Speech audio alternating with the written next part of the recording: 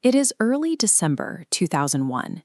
Inside a bank in Buenos Aires, the queue is long but quiet.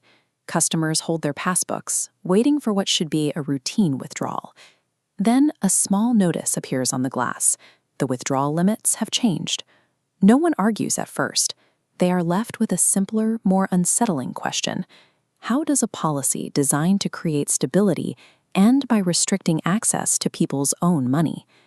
To find the answer, we have to look at how specific institutional choices, each framed as a necessary solution, eventually interacted to produce an outcome that was nearly impossible to reverse. In 1991, Argentina was emerging from a period of extreme hyperinflation. To restore confidence and stabilize prices, the government introduced the Convertibility Plan. This plan fixed the national currency, the peso, to the US dollar at a strict 1-to-1 rate. This chart shows the literal nature of that parity. For every peso in circulation, the central bank was legally required to hold a matching US dollar in reserve. For a time, it worked. Inflation dropped sharply, and the predictable exchange rate encouraged international investors to return to the country. But that predictability came at the cost of flexibility. By locking the currency to the dollar, Argentina gave up its ability to adjust its own interest rates or devalue its money when conditions changed. Maintaining the peg required constant discipline. This diagram shows the required balance. The government needed sufficient dollar reserves to back every peso in circulation. When global markets shifted, Argentina was unable to adjust its currency to absorb the shock. Its monetary policy was effectively frozen. During the late 1990s, financial crises in Mexico and Asia caused capital to flow out of emerging markets. This photo of protesters in Thailand illustrates the global instability that began to put pressure on Argentina's rigid system. By 1998, Argentina entered a prolonged recession. Growth stalled and unemployment rose above 20%, as seen here with workers waiting outside a site where no jobs are available.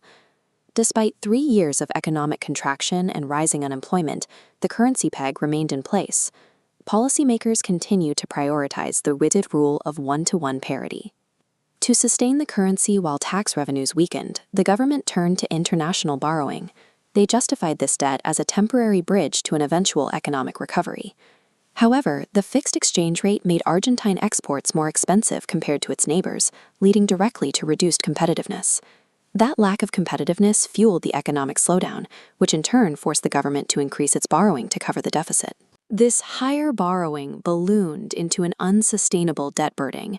As debt increased, interest rates rose, which constrained the economy even further and created a cycle that was increasingly difficult to break. None of these individual choices, fixing the rate or borrowing for the short term, appeared extreme in isolation, but their interaction created a structural pressure that the system could no longer sustain.